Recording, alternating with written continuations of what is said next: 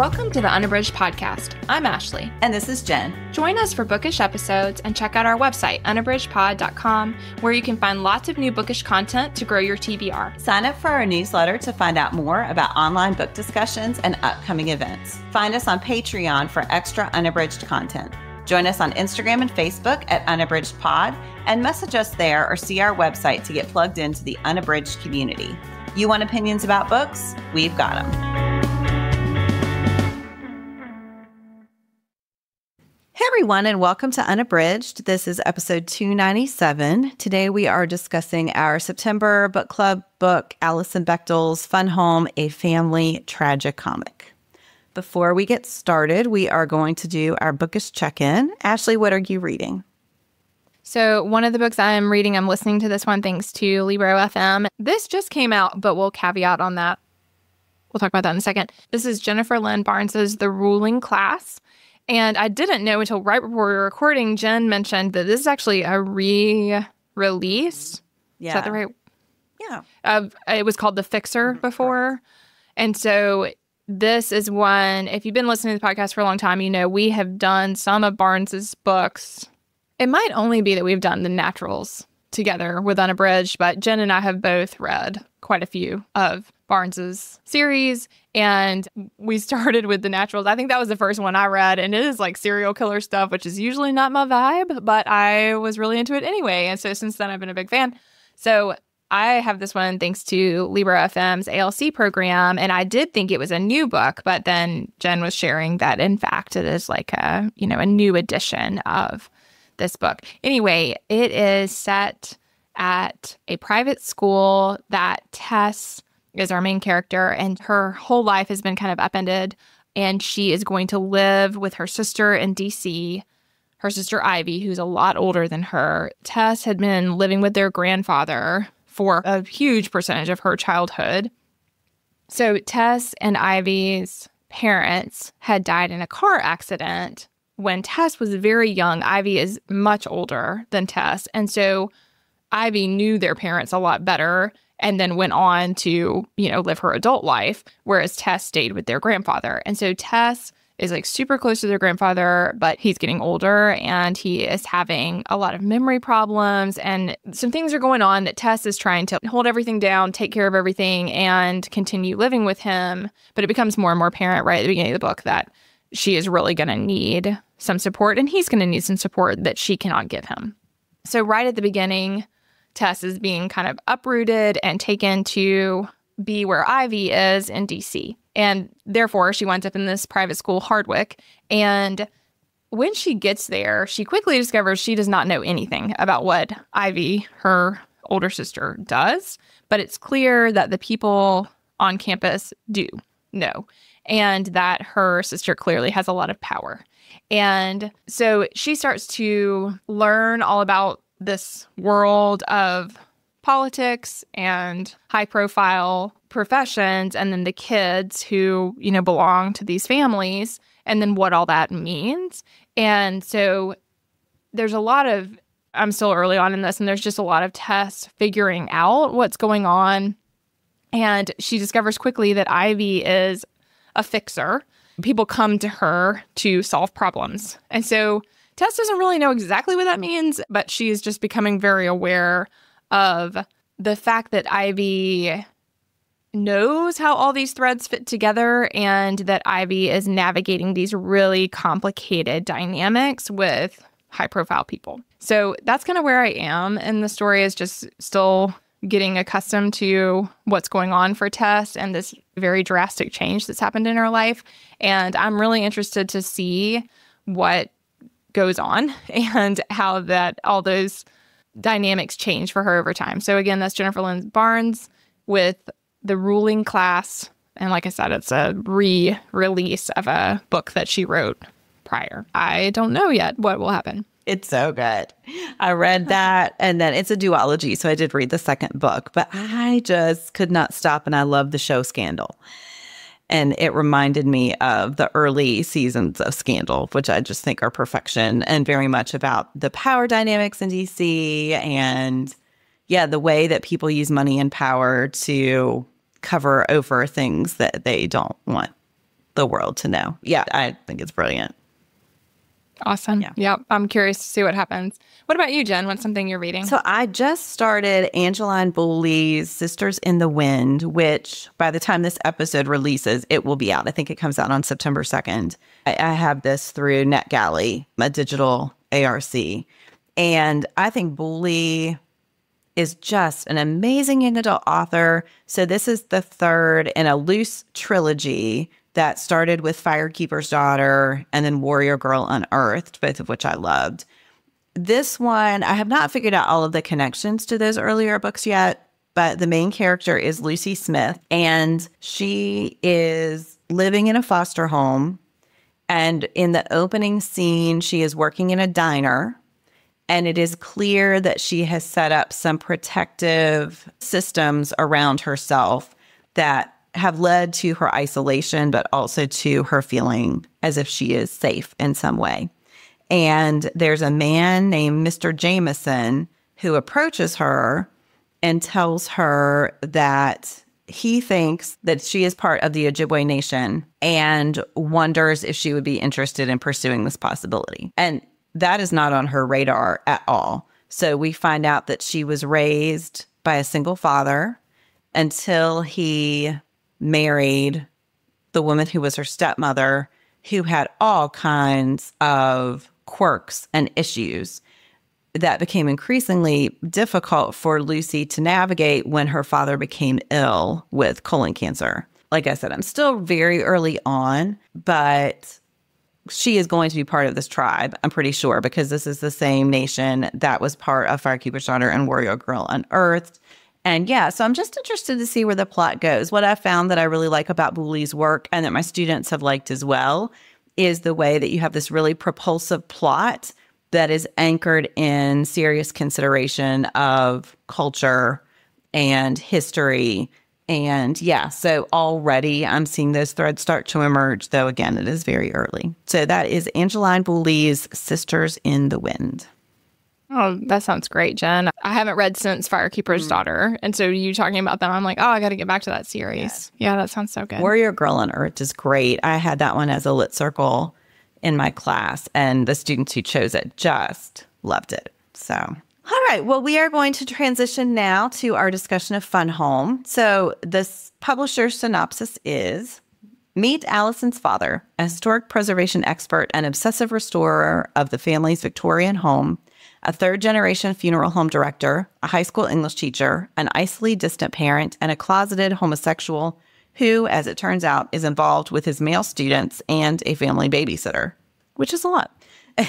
Through narrative that is alternately heartbreaking and fiercely funny, we are drawn into a daughter's complex yearning for her father. And yet, apart from assigned stints dusting caskets at the family-owned fun home, as Alison and her brothers call it, the relationship achieves its most intimate expression through the shared code of books. When Alison comes out as homosexual herself in late adolescence, the denouement is swift, graphic, and redemptive. All right, well, we will move on to our categories here. So overall impressions is first. Ashley, what do you think of this one? Gosh, this is a brilliant memoir. I didn't know a lot about Bechdel, aside from the Bechdel test, which she is a part of. And so I was familiar in that regard, but I really didn't know a lot about her as an author. And I am just amazed by her brilliance and also by her ability to dig in through an analytic perspective, like dig into her own life. And I think that's really hard to do. So I feel like she approaches this from a deeply personal perspective, but also from kind of a removed and very literary perspective. And that is really interesting, particularly because it is also a graphic memoir. And so I think it's just really interesting to see how it's both so intimate and also so removed. And I think, yeah, that part really resonated for me. I thought it was really compelling and sad. And yeah, overall, like I really am glad I read it and see why it has gotten the acclaim it's gotten. What about you, Jen? What's your overall impression? Yeah, I really loved it as well. I had read it before, but it has been a long time. So I remembered only the vaguest of the outlines. And so I was really captivated by the way she's using these literary references to provide a context for her own understanding of her identity and relationship with her father and the rest of her family. It's been adapted into a musical. Really? Yes, which I would love to see, but I think that would be a really dark musical, and I'm not quite sure how that would work. So I'm actually more intrigued by that after having reread it than I was before. Because before I was like, well, yeah, musicals work, but it's a dark book. So yeah, anyway, that's an aside. Bechdel is so smart, and she uses the graphic elements of the book so beautifully to tell her story. And yet the text is also, sometimes with graphic novels or graphic memoirs, I have a hard time finding a quote for a quote to discuss because it's as much or more about the graphic part as it is about the text. But the text itself could stand on its own as well. And so I thought that was really an interesting experience when reading a graphic memoir. So yeah, I really loved it. All right. So what's one thing you want to highlight that really worked for you? I think something that really worked, there's two things I kind of want to talk about, but one thing that really worked for me was the way that there is sort of a scrapbook component to this, I think, again, deepens those layers. And so there's both her written commentary that, like you said, Jen, could stand alone. Then there is the artistic commentary of her drawing all the things. But then there is this other layer of her writing in or, you know, demonstrating or capturing. I didn't research exactly the ways that some of that got transcribed. So, like, was she looking at those things and then making them very lifelike? But I mean, there's the parts where, like, it's clearly his handwriting, or it's clearly like it seems like her sketch of the exact photo of that moment or whatever. And so I think like that piece brought this really interesting authenticity to what is already a pretty complex text, and also positioned it in time. And I think that's really interesting, you know, just like the handwritten component of it and like what his handwriting looked like. And the way that, like, for me, seeing that handwriting, there is like, that is a generational handwriting also. And so like those pieces of like how we are part of this like larger landscape, I think that worked really well in the way that she tells what is a very complex and really sad story. And so, yeah, I'll go with that piece. I mean, like I said, I had several things that came up. I just think it was a really rich text. There's a lot of things to think about, but that was something that really worked for me. What about for you, Jen? Yeah, I thought that her use of literature to tell the story was so beautiful, but also fascinating. There's a remove there that it's like if she can stand outside of herself to look at it as if it's a story, she can process it better and also probably deal with the grief better, I think, or it allows her to deal with the grief period because she can get a little bit of distance. And then when you see the way that her parents communicated with her, the letters back and forth about things that are very personal, you know, when she comes out and that results in these letters, again, to which there's this remove that I found, I can't imagine talking to my kid that way, right? Like, but also you can see how this is the way she's been taught to think about life and who you are and who your parents are.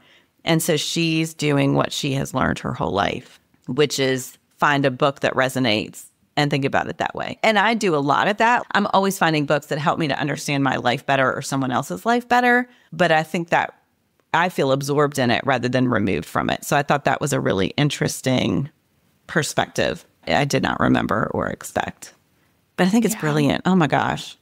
The Icarus Daedalus stuff and just, you know, every new text that she finds that provides a way for her to understand this life that she's living and the life that her father lived is just another layer to the complexity of her world. Yeah, as you were talking, I was remembering so that really vivid, I want to flip through and find it, but like, again, the art, there are pages where the art stands alone, like it could be its own masterpiece. And the one that was coming to my mind was just that image of the house as an artist studio and everybody is in their own very isolated space. And I think we see so much of that, of the way that you have these two very artistically inclined, high-performing parents who don't seem to know how to interact with their children. And then there's also again, like, I think that this is positioned in time, that there's like the way that children are supposed to be or not be. And there's that societal expectation also that's like playing a role in the way that they relate to each other. But for sure, some of it has to do with the way that both of her parents relate to the world. That, yeah, and I agree with you that I just, from the start, we see the mythological connections, but then we get into like Joyce and all of that. And I think, yeah, that ability to explore her sense of self and world, like how she connects to the world through the literature, is just really powerful. Mm-hmm.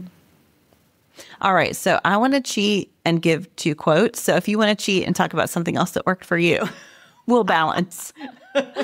Oh my gosh. I mean, there's just so much to dig into here. I think something else that really worked for me was the way that she conveyed really shocking things in this very deadpan way. And I think it worked for me. I mean, as we have both indicated, I mean, it's a really dark book. Like, I think it's impossible to read it and not feel for Bechdel at the center of the story, even though I feel sure that is not her intention in having written the memoir.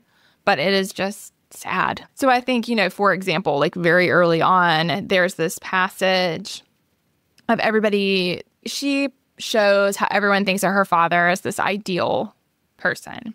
And then she has this little commentary laid on top of this very austere image. And she said, but would an ideal husband and father have sex with teenage boys? And that's all she said right there. And I was like, oh, what? And so I think her ability to just really jar the reader, I mean, is effective. Mm-hmm. Like, I just really was like, what? And then she goes on to say, like, shortly after that, how she's so able to enumerate all his faults, but she can't seem to blame him for them. Or I'm paraphrasing that one. But, it was like, I just think she does such an interesting job of showing how complicated it all is, and how even in something where clearly, I mean, she says that and it is egregious. I mean, it feels like a mic drop moment. And so we know that she knows that it is egregious. And yet, throughout it, there is this endless desire to reconcile this relationship that we as the readers can see, which again might not be her intention in writing the story, but it is very true that you can see this like attempt to sort it all out in a way that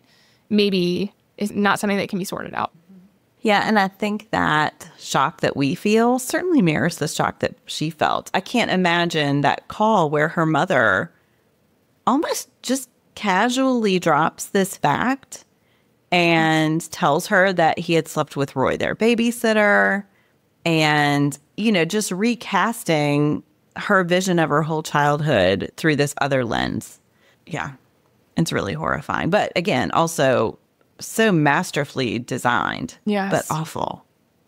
Yeah, I think she does a good job of showing the larger context and the pressure to conform and the ways that impacts an individual. So while she's not excusing any of the choices that he makes, she also is making clear what was just not spoken of or acknowledged or certainly normalized at that time, and how that then created, again, I don't feel like she's trying to justify any of the horrific choices that he made, but there is this larger portrait being painted that makes it more complicated.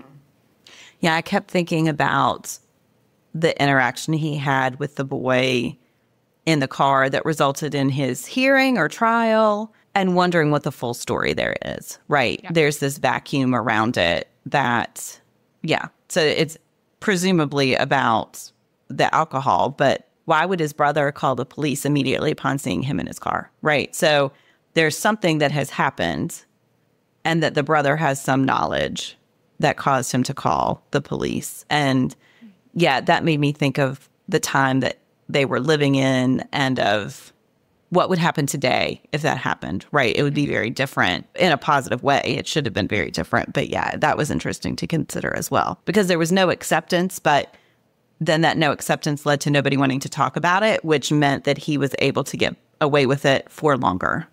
That's right. Yeah, absolutely right. I mean, I think everything she said around that no one even dared to allege the real thing that people were concerned might have happened or was the intention, even if it didn't happen, and how no one would even breathe a word of it. I mean, he's grooming these boys. And again, at minimum, his wife knows. But you think that what the stakes are for her and for her children. Like, so it's sort of like, again, I didn't feel like Bechdel was trying to justify anything that he did, but it was clear also that she feels this really complicated feeling about it. And I thought also the way that she talks through, like you said about the letters, were the way that they discussed her sexuality and her coming out as a lesbian, and how, she says several times how like her entire coming out experience was completely overshadowed by this other discovery that like opened the door to having to reconsider every single bit of her childhood. And those trips that they had been on, I mean, oh my gosh, like realizing that as an adult and then having to sort your way through that is just, I mean, really complicated. Well, I'll just say this book is banned in a lot of places. And there are graphic images, right, of sex and of sexual situations. But also, when you aren't willing to talk about these things, that is what sets up places in which it can happen. And so, yeah, my brain kept going around that at the time, homosexuality was this hidden shame, and there's nothing shameful about it, but the way he's manifesting it is, and that needs to be talked about so it doesn't happen to kids. That's right. I think that Bechdel does that of like showing this, I mean, it's tragic, like this tragic man who becomes predatory because all the positive outlets are closed off to him. And therefore, he engages in these predatory behaviors that, and then again, like I'm sure that her mother would have liked to leave him to, she finally divorces him, but it's like, then he's going to lose his job. The family's going to lose their home. They're all going to be publicly disgraced. She would be disgraced by. So I think like you see how the people who know or at least suspect are so bound up in this inability to speak up that then these horrible things continue. And like you said about the trial, like that should have been the end of it. And yet even then he like got off, which again for Bechdel kind of like I felt relieved because I was like, oh, I mean, her entire life would have completely fallen apart. And again, through no fault of her own. It's really complicated. And I think exactly what you said of like, if we're unwilling to discuss, then that's a real problem. And I mean, for sure, that's true with kids. Like, I think, there's all this stigma around talking to kids about like anything, anything related to touching, to adults, to what's okay and not okay. Like, and I think people are trying more and more to break down those barriers. But I mean, even now, there is like heated discussion about at what point to start talking to kids. And I mean, from my perspective, and from everything I've learned, the thing that protects them is to talk to them as soon as they can talk. To start using very age-appropriate terms and understandings and to start introducing those concepts because there is no age that's too early to try to keep them safe. And so I think like the taboos on all of this are so ingrained in us that then like real damage happens by the unwillingness to like find our way through. Right. Well, and then you see her dad's panic when they're in New York. And is it John? I think it's John goes out on his own. Oh my gosh, yes. And he knows what could happen because he has done it. I mean, not to a child that young, but still. And so to minors for sure. Right. And so that was, and it was just chance that he felt weird in the situation and was able to get away, but that easily could have gone in a different direction. Absolutely. Right. And again, the kids not realizing like no one had talked to them. So then he goes out thinking it's totally fine to do that because no one had educated them about any part of it, about being in a city, about taking care of themselves, about how dangerous it is to be on your own for a million reasons. But yeah, absolutely. Like I felt like there's so much silence, and we see the silence in her family and how oppressive it is, but then there's a larger cultural silence happening also.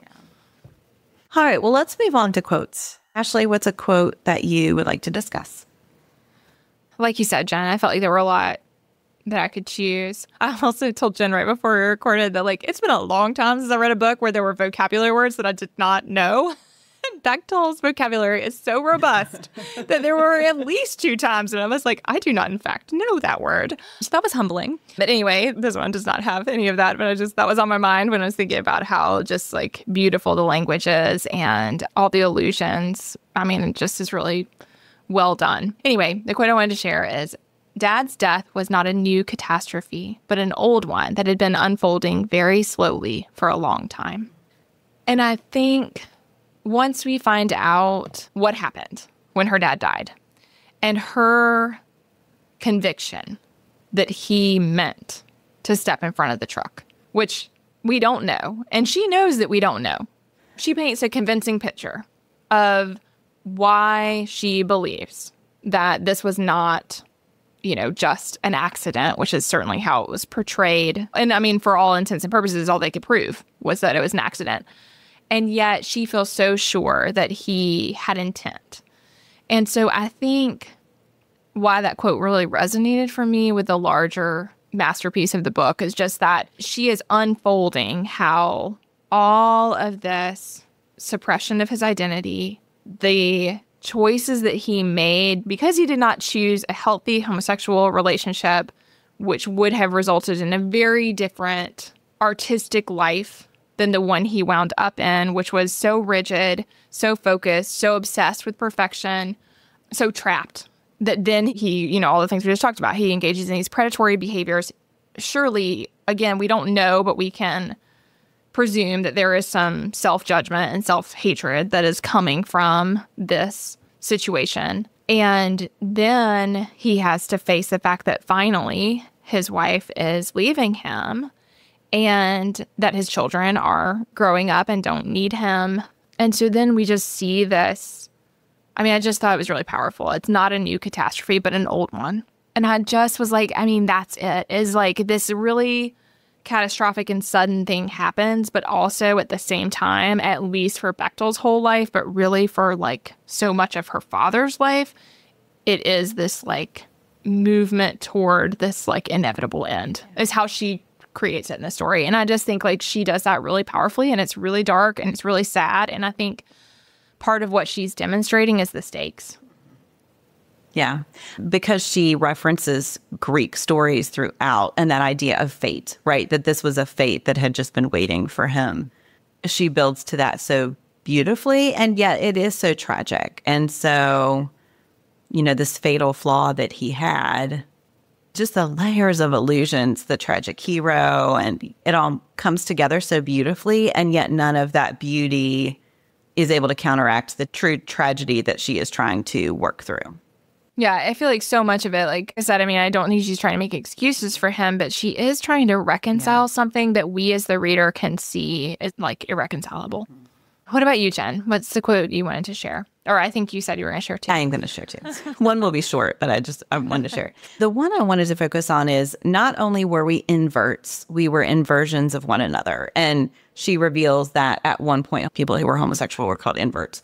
And so I thought that the way she sets up these echoes, these parallels of the way she comes out, the way she converses with her parents about it, with her dad, they're amazing foils because there are some ways that they're similar. We see that each is drawn to traditional gender expressions of the opposite gender.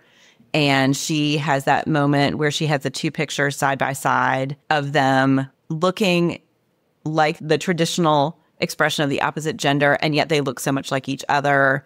And when they are both looking at these men and the way that they're dressed, but their attraction to that is for different reasons. I just thought that was such an interesting thread running through the book. And she is working to have a very positive homosexual identity in contrast to the one her father had. And you think about the generational changes that have occurred. And when he sort of says, he doesn't say it outright, but expresses regret for the way he's lived his life and the ways he's chosen not to express who he really is. It's so heartbreaking to think if he had been born a generation later, would things have been different? Would his life have been as tragic? Or would he have been able to find the same sort of positive expression of identity and to build the same kinds of positive relationships that she was able to have? So I just thought that idea of being in versions of one another was such a powerful way to consider both the influence he had on her before she knew his truth and then after, because of course he shaped who she was. But then once she knows the truth beneath it, she sees that shaping as being very different. Yeah. Again, everything about this book is so complex and so layered, but I thought that one was really powerful. Yeah. I think about, again, she kind of sees in a new light those images of him wanting her to wear that little sailor dress. And, like you have the perfect lace. All of that is seen so differently once she knows this truth about him. And I think the other piece that I thought was really interesting when she's trying to envision what might have been a more positive life for her dad was this awareness of like, then she might not exist. Mm-hmm.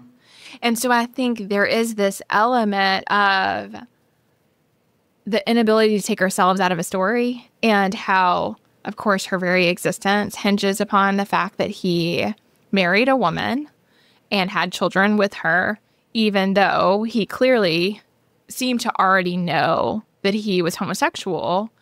And I also loved her exploration of like, she's just so aware of her own role in all of the storytelling. So even with, like, she talks about trying to cast him as specifically homosexual and not bisexual, which of course he could have been. And so I think just this, like, that she recognizes that sexuality is far more complex and that she shouldn't be just like casting him into this very narrow box. But then she is trying to make sense based on her own understanding of herself. She's trying to make sense of his truth. And so I just thought, yeah, all of that is just, like you said, it's just really complicated. And it's interesting to see her so thoughtfully unpacking all of that. Yeah, the other quotation I wanted to share is actually from the acknowledgments.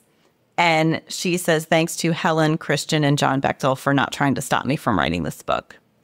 And I just thought, I had not really thought of that through the book while reading the book because I was so immersed in it. But then, yeah, you get to the end and you think about the difficulty for her in digging through this very painful experience, but then for her family as well. And they're not necessarily getting the same benefit that she is of working through her own identity. For them, yeah, I just thought, wow, the vulnerability and the bravery needed to do something like that or to have that done within your family is astonishing. Yeah. So I just wanted to note that because I really hit hard when I saw that in the acknowledgments.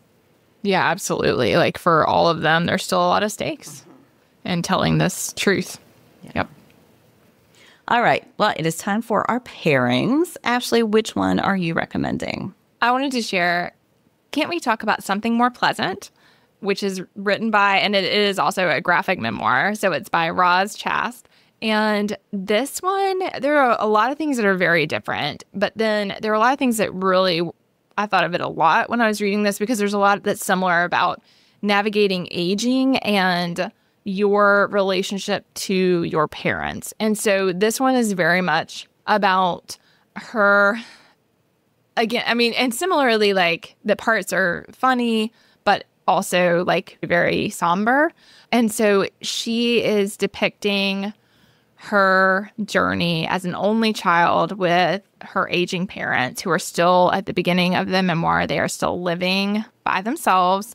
And I think they're in their 90s by the time she is trying to like face this inevitable need to like help them make a change so that so that she can help take care of them. What I think is similar is just her unpacking her own stuff, her own baggage, and then also like unpacking how she navigates her relationship with her parents and then coming to see them in a different light as she navigates all of this. I think similarly to Fun Home, there are parts that are really distinct to their situation, and then there are just other like universal truths of, in the natural order of things, children are going to lose their parents and they are going to have to navigate that process. And so I think, she kind of talks early on about how basically her, which I really relate to this, but basically her approach is like denial, avoidance, just trying hard not to confront this situation because it is really hard. And then her mom falls and, she climbs up on a ladder and she falls, and it forces this unpacking of having to do something about their situation. And then she comes to understand more and more how much her dad, who is experiencing dementia, is relying on her mom. There's just a lot going on there. But again, there are just these universal parts that I think both memoirs really invite the reader to look at those relationships that we all have, these like familial bonds, and like a portrait of that, I think. And so that was why I thought there were other books that came to mind for me as well. And this one, there are parts of it that are really heavy, but I did not find it as dark or as heavy as Bechdel's. But I do think it's similar in some ways as far as like, I love the graphic piece, and then the layering of those pieces I thought was similar. And it was just a really well done memoir. So again, that is Roz Chast's Can't We Talk About Something More Pleasant? That one has been on my list for a long time. I really need to read it. I think you'd really like it, Jen. We are both like have some sandwiching happening of raising our children and taking care of our aging parent. And so, I think there's some things that might feel a little closer to home than you want them to be. But it is, like I said, it's funny. And I appreciated that, just sort of the laugh out loud parts of it. So what about you, Jen? What's your pairing? I'm going to pair this with Laura Gow's Messy Roots, a graphic memoir of a Wuhanese American. And we actually covered this for book club back in 2022, which is when it was published. And Gao is, well, the parallels are obvious, right? First, it's a graphic memoir. But Gao was born in Wuhan, China, and her family immigrated to the United States when she was quite young.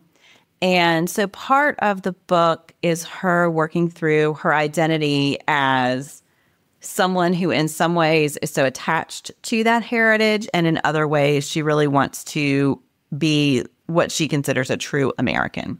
So that's one part of the book. And then she does come out as queer when she's in college. And so she talks about that experience. Now, her experience is quite different from Bechdel's, but I do think just that sense of working through one's identity and how you come to understand who you are when you don't know from a very young age, I thought was really powerful.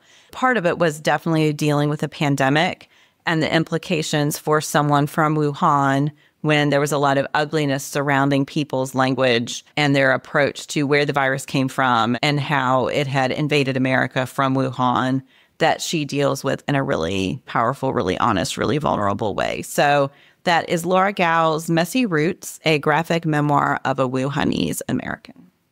Yeah, I love that one, Jen. I'm glad you shared that because I hadn't thought a lot about it recently, but it is such a powerful memoir and, yeah, timely as far as like sweeping generalizations that people make. I think it's easy now that some of that has passed to sweep over the blaming that was happening and some of that early on in the pandemic. But yeah, to remember the acuteness of some of that as things were unfolding. Yeah, that's important. All right. Well, we are going to close our episode with our unabridged favorites. Ashley, I think we're doing a bit of a swap this time because usually I talk about media and you talk about something else. But what is your favorite that you would like to share? Yes, I feel like I never have any shows or anything. Jen and I, right before we record, I'm always like, oh my gosh, what am I going to talk about? Because I mostly watch Bob's Burgers or occasionally some other animated show.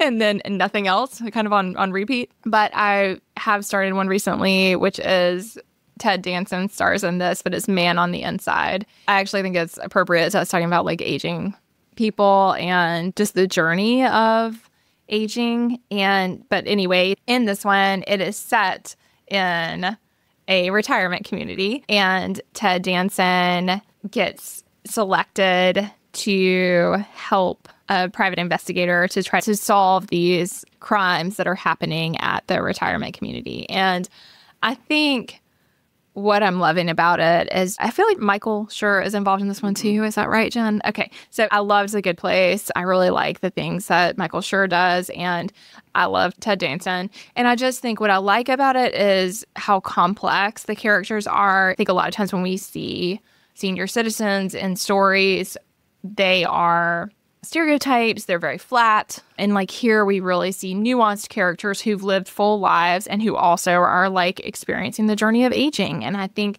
that part is really interesting. It's also just like laugh out loud funny, and it is relatable. So yeah, so far I'm really enjoying that. It's been a favorite recently. I love that show so much. And it's one of those that I would be laughing so loudly and then I would be sobbing so uncontrollably. It's the full spectrum of human emotion, but it's so, so good.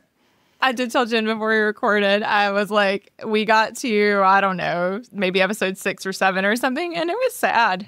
And of course, I mean, as the premise that I just said suggests, there are going to be hard things. Aging is hard.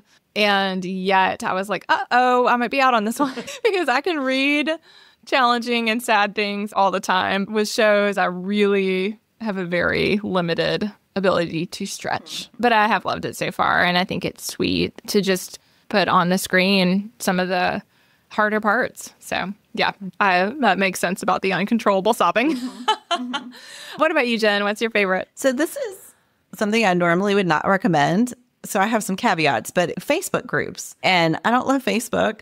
I think we've all experienced the ways the algorithm has changed, and it's not always a pleasant place to be. But my older son, my first, moved to college this fall, and I found some really great Facebook groups that helped both with just the logistics of like, what does he need for his room?